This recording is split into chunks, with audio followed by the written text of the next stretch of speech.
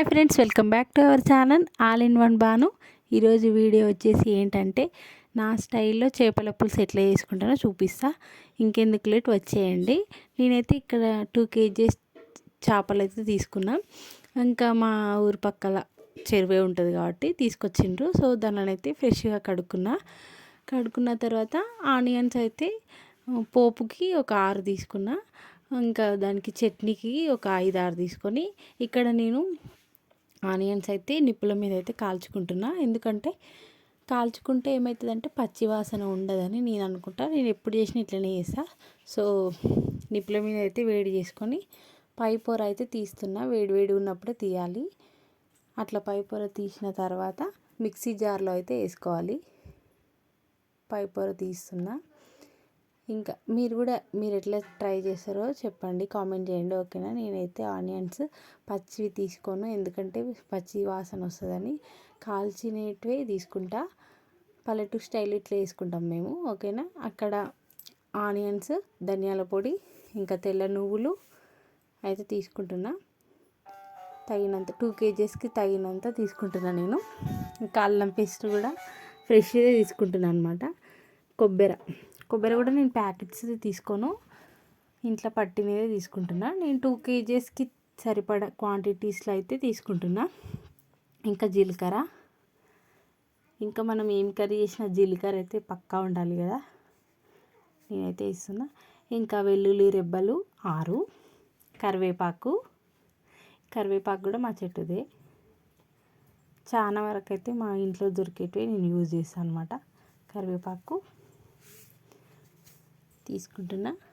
అన్నీ మిక్సీ జార్లో వేసి కల్లుప్పు 2 kgs చేపలకు సరిపడంతా తీసుకుంటున్నా నేను. సన్నుప్పు తీసుకోవట్లే, ఓన్లీ కల్లుప్పు తీసుకుంటున్నా. ఇంకా నానబెట్టుకున్న చింతపండు అయితే పక్క. అసలు మెయిన్ ఇంగ్రీడియంట్స్ ఏంటంటే ఈ ఫిష్ కర్రీలో చేపలకు చింతపండు అనమాట. నానబెట్టుకున్న చింతపండే. చాలా ఈజీగా ఉంటుందండి ఈ ప్రాసెస్ చేపలది. ఇంకా నేను ఇక్కడ కారం అయితే వేస్తున్నా. 3 స్పూన్స్ అయితే వేసిన. ఇంకా ఈ కారం కూడా నేను ప్యాకెట్స్లో యూజ్ చేయను, ఇది కూడా మా పొలంలోదే పట్టించి పెడుతుంది అత్తమ్మ. సో మేము ఎప్పుడైనా ఇదే వాడతాము. ఇంకా నేను కొద్దిగా వాటర్ అయితే తీసుకుంటున్నా. లవంగాలు 6-7, ఎందుకంటే కారం సరిపోకుండా అవైతే ఫ్లేవర్ అయితే బాగుంటుందని అవి తీసుకుంటున్నా. ఇంకా పసుపు వేసి మిక్సీ పడుతున్నా. ఇక్కడ కనిపిస్తుంది కదా మా బుడ్డోడు, నేను ఏం పని చేసినా వాడైతే పక్కా ఇన్వాల్వ్ అవుతాడు. ఇంకా కర్రీకి ప్రిపేర్ చేసిన అనమాట. జస్ట్ మనం ఇంకా మిక్సీ చేసుకున్న దాన్ని పోపు వేసుకోవడమే, చాలా ఈజీ అండి. ఇంకా ఆనియన్స్, కరివేపాకు పక్కన పెట్టుకున్న. గిన్నె హీట్ అయిన తర్వాత ఆయిల్ తీసుకుంటున్నా. 2 kgsకి సరిపడంత ఆయిల్ తీసుకొని ఇంకా పోపు వేస్తున్నా. కరివేపాకు, పోపు దినుసులు వేసి ఆనియన్స్ అయితే ఫస్ట్ వేస్తున్నా. నేను ఏ కర్రీ చేసినా ఫస్ట్ వేసేది ఆనియన్స్. మీరు ఎట్లా వేస్తారో కామెంట్ చేయండి, ఓకేనా. వీడియో నచ్చినట్టయితే లైక్ చేయండి. ఇంకా ఆనియన్స్ వేసి అవి కొద్దిగా రెడ్గా అవుతుంటే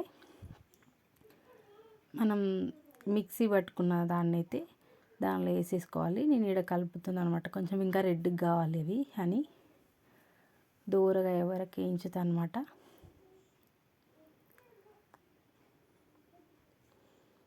ఇంకా మీరు ఎట్లా వేసుకుంటారో కామెంట్ చేయండి.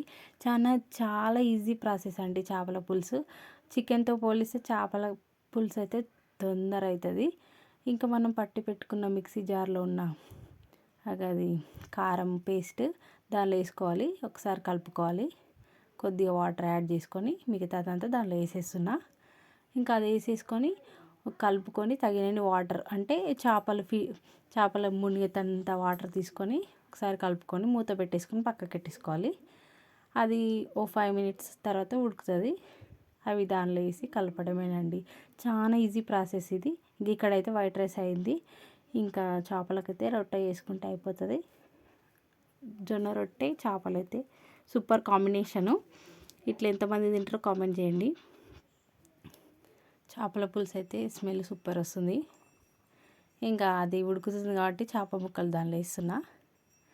ఇంకా చేప ముక్కలు వేసిన తర్వాత ఎక్కువ అసలు ఉడకనియద్దు, ఎందుకంటే ముక్కలు చిదిగిపోతాయి అన్నమాట.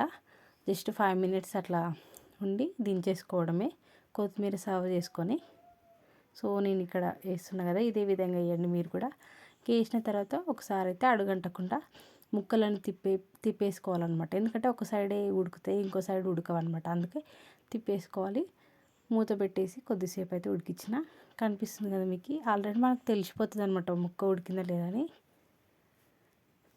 జస్ట్ 5 మినిట్స్ అట్లా ఉడికితే ఆల్రెడీ అది వాటర్లో ఉంటుంది కాబట్టి ఫిష్ తొందరగా ఉడుకుతుంది అనమాట.